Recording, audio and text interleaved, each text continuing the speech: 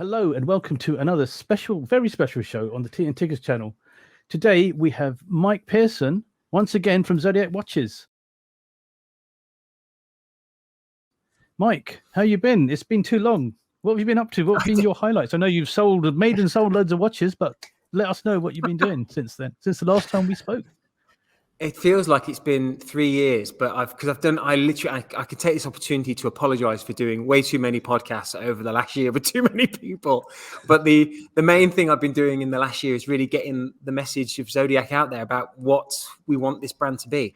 But to be on your channel, to be on some of the different pods, and more than anything, to be part of the community. And I think what we've done pretty well in the last few years before I joined was bringing in certain moments, certain watches, which were cool, but then you wouldn't see it for a few months. You wouldn't know what the brand was doing. And so what I've tried to do is bring in consistency. I've tried to bring in more of a core focus so people understand the 5 different pillars that are within the brand. We had some fun with it as well. We've traveled around the US and the UK and met as many fellow watch geeks as I can, because that's what we all are. We love this hobby. Me too, yes. But I really just have loved the fact that people have kind of understood what I think more than anything, what we want this brand to be as custodians. Like we truly believe that we've got a special brand. This company who owns the Zodiac have owned it for a long time now, but for the last few years, it really now understands what it can be and what it can bring to it. So yeah, bloody exciting. Excellent. And being our guest of honor, you get to go first on what's on the wrist. Guess what? I've got a Zodiac. No way. Yeah, this is a unique. If you go on my social media, I was wearing it yesterday, and I thought it'd be really cool to bring it on to this show today. But we did this a couple of years ago with Huckberry, and it's got this kind of luminous yellow for the shovel style hands and some of the indices, and you cannot tell here, but it's got this really beautiful dial, and it's kind of coming from God's view, like looking through the ocean. And it was done with one of our partnerships with Huckberry. And it's definitely kind of showing the beauty of diving underneath the water.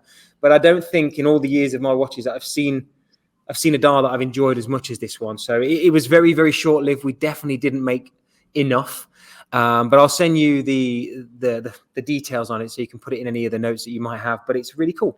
But it's all gone now. Excellent. Wow, excellent. Both counts, excellent. Yeah. Okay, so Andy, what have you got on, my friend? So I'm wearing my 1930s GLCs. Oh, well done. New watch? Another new one? Yes. There you go. Andy has a new one every week, Mike. Oh, very Yeah, very nice. Yeah, I'm thinking most of your viewership has that habit as well. yeah. More than likely, yeah. yeah. Johnny, surprise us. Okay, today I am wearing my Bolivar Lunar Pilot. It's the larger Super. one. I know they just made a new one. They made a 43.3 mil, but this is the 45 mil on a kind of NASA strap that I've got as well, which is very, very same as what they used to wear, but a slightly shorter version. Yeah, great watch. Yeah, Awesome. love it. Very nice. The OG. Yeah, so Absolutely. we started on a Zodiac and we're going to end the wrist check on a Zodiac. So I am wearing the Zodiac World Timer GMT Pan Am limited edition. So I'm going to take this off. Yes. This was given to me Very kindly nice. by Michael and Louis at CW Sellors Jura. See if I can. Lent to I you don't or see given problems to with you? my Zoom. Lent to me, to you. not given to me. Lent I wish, it's I all wish right. it was given to me. Just for And look at complete transparency there, you know. That is beautiful. There we I go. like that. Now we've got it. That is Yeah. nice. We've got it. That's In the beautiful. real I life like as that. well, when you can say palm, but when you've got it in the natural light, it's got such a lovely globe detail as well on the dial. It's really hard to see in it in the camera, but really, really cool details. That was a great partnership.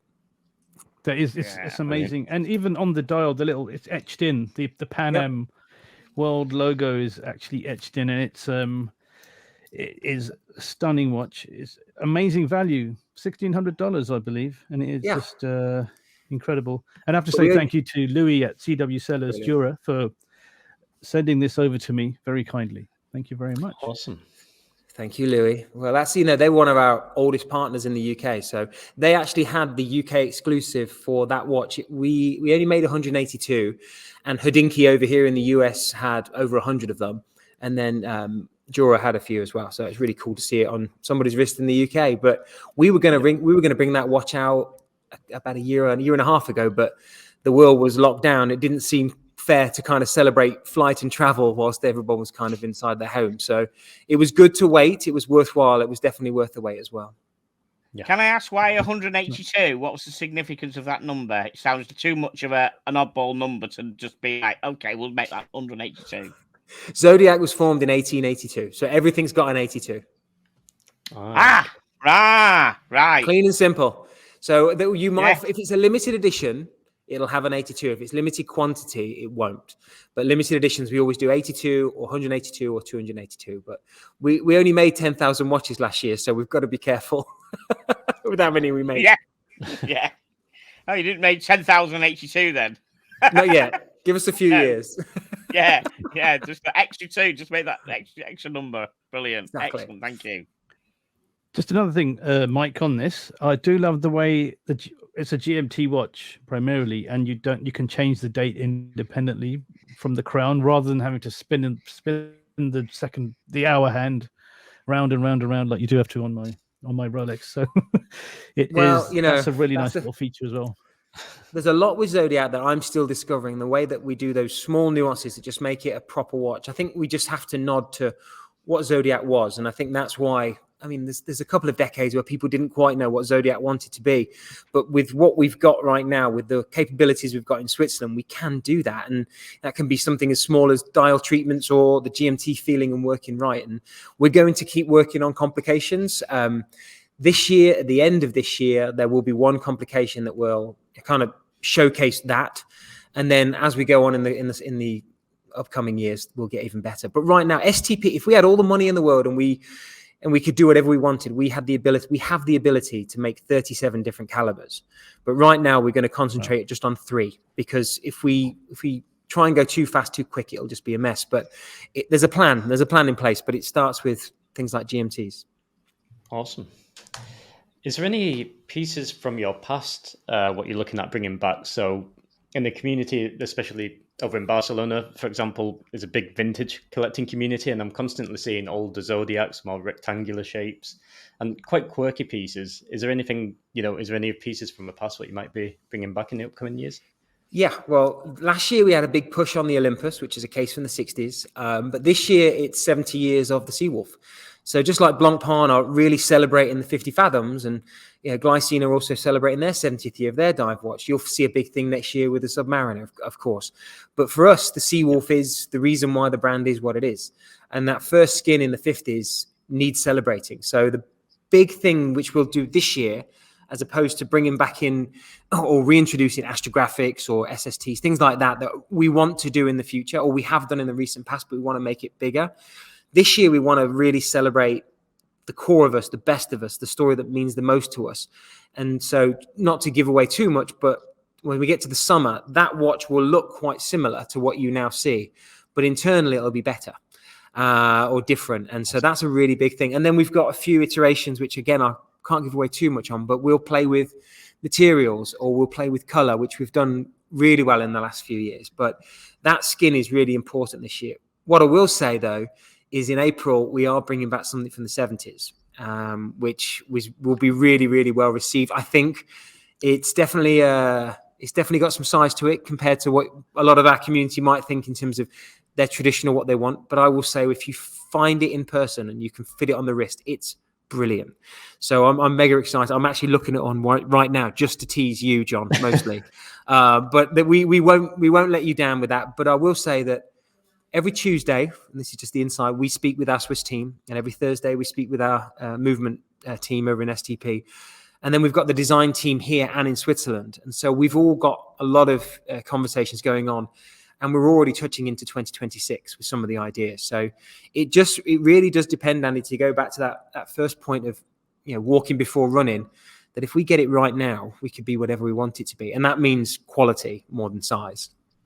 Yeah, no, that's awesome. Yeah. And a side question, you mentioned color. Every year there seems to be a trend with watch dial colors. So what do you think the trend's going to be this year? Well, we've got an idea for 2024, so I'm not going to give what year? Yeah, 2024. So I won't give that one away. This one in particular for us, though, we're celebrating all of them. So you'll see some of the traditional blues, but this year we're kind of going to go kind of crazy a little bit in some models. Okay. But because we've kind of, especially the last, if you looked at some of like last year with the titanium, this was a watch we did last year, which for me was the best watch we did overall. It's the one I've been wearing brilliant and really enjoying it. But the color was very much what we do well, greens and oranges. But what we also did was introduce maybe some of the darker pieces. Where we've got the black DLC Pro Diver GMT, which has got the left-hand side crown, and we did a black ceramic. We did obviously meteorite dials. That was quite subdued, especially what we were known for in the last few years. So this year we're going to turn the palette up again, and then maybe by the end of the year you'll see one color come in more than most, and that will bleed into 2024's early part. So there's loads to say. I think what we've had to kind of find right now for Zodiac is our identity. People know us as doing colors. What I want us to be known as is to do things right, and then the colors will be side of it. So it's a balance. And we have got one watch which I kind of alluded to before you press record that will be absolutely nuts in the next couple of months, and a lot of people will spit on our name because it's that crazy. But then other ones say, actually, it's nuts. Let's go for it, because that's what watches should be. And I think as long as people can see the plan, that it's ebbs and flows and it's done for a reason, not to be, not to try to put ourselves out there in any kind of divisive way. We want to just show that we've got capabilities, and we also want fun within the industry, because for goodness sakes, they're less than $2,000 and for everything. And we should have fun in this industry. If the Omega Swatch has taught us anything, have fun with it, right? Correct. Yeah. We spoke to somebody the other day who said, buy what you want. Don't go on snobbery of price and whether it's quartz or whether it's that. Buy what you want. If you like the look of the watch, you buy it, which is what I do. Yeah. I think that's what the community is all about. And I've always said some of my favorite nights at going to a Red Bar events were not when you'd see a Nautilus or a Royal Oak. It's when you see that really crazy Swatch watch that you didn't think you'd see, or you'd find a Timex, which from yesteryear. I think there's always something fun within it. And my time with Bremont really showed me that, especially with a brand that not that many people know, it was kind of introducing why I liked it. And then if you buy into it, it's your choice. If you don't, at least you know it. But there's 700 watch brands out there, for God's sake. So we've got to calm down with some of the snobbery. I massively agree with you there. Yeah. Excellent. Yeah. So going back to materials, so you've titanium, steel, ceramic. You've done all those. Could we be looking at precious metal for Zodiac? Is that what you're alluding to in any way, or can you not say? So or is that flat out no? No, it's definitely not a no, because I think that's one of the things that we have to decide, because our price point is quite unique. We have nods to gold in our past. It's what, traditional watchmaking was like in Switzerland. That's where the Calam family were really making their money. It wasn't just about the amount of gold. It was doing the case design right, or inflections of color or material that meant that price was worth it. We have the ability within our umbrella to do gold. We have our umbrella to do titanium or meteorite. I mean, you find this in other brands. You've got your 50 gram. This was $17.95 US. We can do things not to make it less expensive or to cheapen it. We can do it in a certain way which makes it accessible. So I wouldn't say we're going to go out there and have a huge bar of gold and say, here, it's now a Super Seawolf, give us 10 grand. I think we can find a way of making that gold right for us. But that could be in the next couple of years, but it would be a side project for a certain partner, or just to celebrate a moment. But I wouldn't say anything's off the table. We've looked at all types of carbon. You could look at different colors, DLCs. I mean, there's loads to do. I mean, as long as you can see the story is correct and right, and it means what this brand represents or represented for 140 years, I think we can do anything. Yeah. Okay. And you mentioned partners. You've done a recent collaboration with Rowing Blazers, which is traditionally quite a Seiko, preppy kind of Seiko American, or college boy kind of brand. Have you got any more coming up? Do you have one there with you? And do you have any more collaborations like that coming up?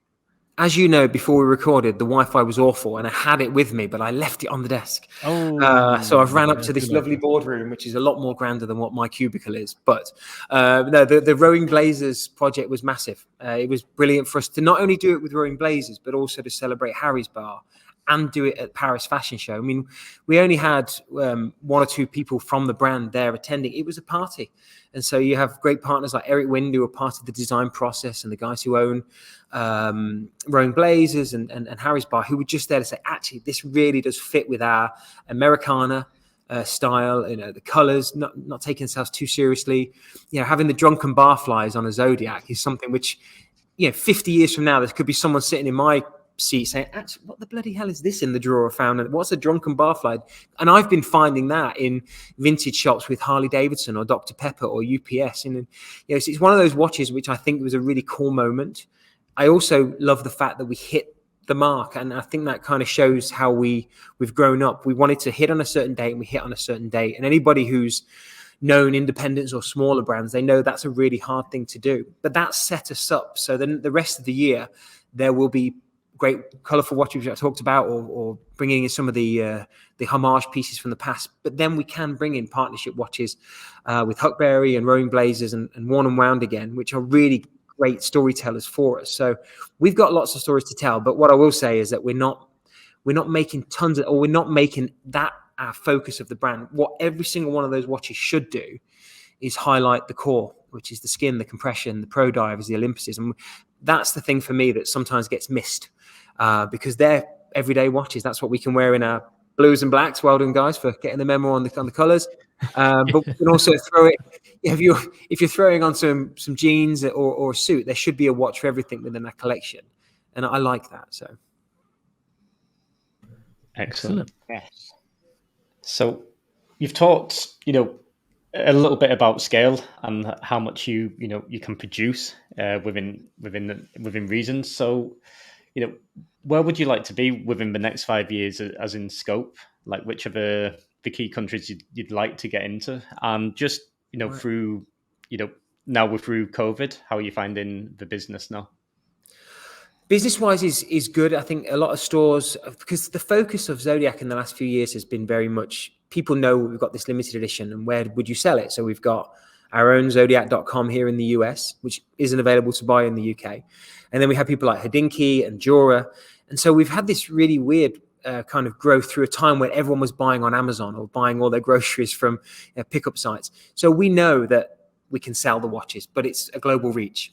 What I want, and what we all want here in this building, is to make sure that we are targeted. So if we are opening up 3 or 4, 5 stores in the UK or 15, 20 in the US, that they are managed and looked after. And my biggest thing is that those 20, 30, 50 stores by the end of next year, they all feel comfortable that we are part of their collection, and our display case looks nice. And when we sell a watch, we can replenish it. And it's so silly, but things like that we haven't been able to do before. And so if I was going to say 5 years from now, I would love to still feel like we are respecting the name and growing at a nice size. But this last year, a lot of my meetings with the Europeans or with Australia or with Asia, I'm telling them they can't have the brand, because if we don't get it right in the UK and the US, then, I mean, where you are, Andy, I mean, I'd love to open a couple of Spanish stores, and I think it's, you know, there's people out there that want it, but I couldn't let them down. So I would love to think that we could grow to 20, 30,000 watches, which means we can go to Australia, mainland Europe. I don't know what's happening right now with Asia, but people in Singapore or South Korea, they're rocking and rolling, but I don't want to let them down. We've got to be able to look after them. So my honest hope and goal is that we are a brand that's trusted within stores, respected within the industry, and we can service them as a company. It's really basic, because the fun will come, the colors will come, the innovation should continue. But I want to function where we can be part of, you know, God, what's your first watch, Seiko? Or where'd you go after that? What have you looked at Zodiac? And right now it's still a name which people are going, are they doing it right? I think that's pretty cool. And I like that feeling, because people are turning their heads to us. But when they come to us, I don't want to feel like I come in 6 months, come in a year. I've got a lot of my industry friends who are saying, oh, you're going to be in Watches and Wonders in Geneva. And why would I go? Because we're going to meet people in the Middle East or Europe or other markets, and they can't have it. So we'll continue to be very much part of the community, come to shows like yourselves or Worn and Wound, that they do their shows, or Watch Pro in the UK. I think that's the right place for us right now. Excellent. Okay. Excellent. Thanks so much for that, Mike. We could talk to you all night. I'm sure we could talk for hours, but unfortunately, that's all we have for today's show. Do you have you got any shows coming up that you'd like to call out where you'll be there with Zodiac? US wise, we've just got a couple of our retailers, so just keep a look on our social media. You'll see where we're going to be. But the big ones will be more trade shows. Actually, we're going to be in Las Vegas at the Couture event, which is grand because that's where a lot of the retailers will see our watches. But we don't do a Basel style show or a townhouse kind of style thing. We will be releasing our watches online, so keep a look on it. If I can send you some to review, I'd love that. But yeah, we're keeping it nice and cool. Hopefully. Excellent. Keep an eye out for those Zodiac watches, guys. I can vouch they are excellent. Thank you, Paul. So thank you, Michael. Thank you, guys, for the Men in Black. And thank you all at home for watching. Don't forget to like, comment, and subscribe. And we will see you in the next one. Yeah, goodbye, everybody. Thank you.